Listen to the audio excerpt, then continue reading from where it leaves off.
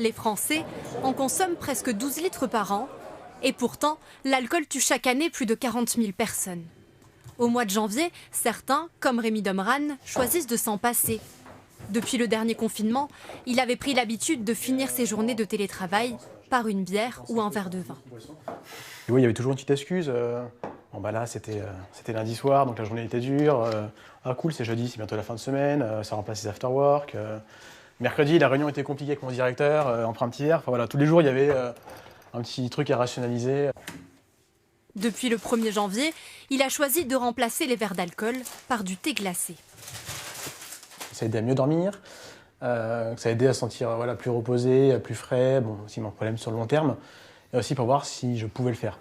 Une opération soutenue par les associations de prévention en alcoolologie. Un mois sans alcool, ça donne des bénéfices immédiats, c'est-à-dire qu'on se sent mieux, on dort mieux, on est plus concentré, on a aussi la peau qui redevient lisse, tendue, enfin donc il y a des bénéfices immédiats.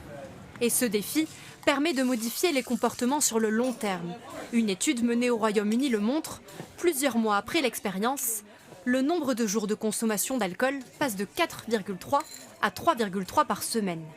Cette diététicienne a déjà expérimenté le mois sans alcool l'année dernière. C'était compliqué quand on sortait avec les amis, les copains. Mais après, on s'habitue aussi petit à petit à se dire non, je vais prendre un cocktail sans alcool. Et après, on se rend compte qu'en fait, ce qui est agréable, c'est d'être avec ses copains, de parler, de rire avec ses copains. C'est pas forcément de boire avec ses copains.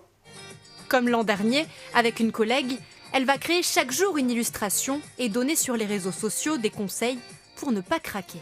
C'est donner des idées de boissons, comment faire, quoi faire, comment refuser aussi quand on se dit « allez, prends quand même un verre », des petites astuces comme ça. En 2019, près d'un quart des Français dépassaient les recommandations de consommation d'alcool.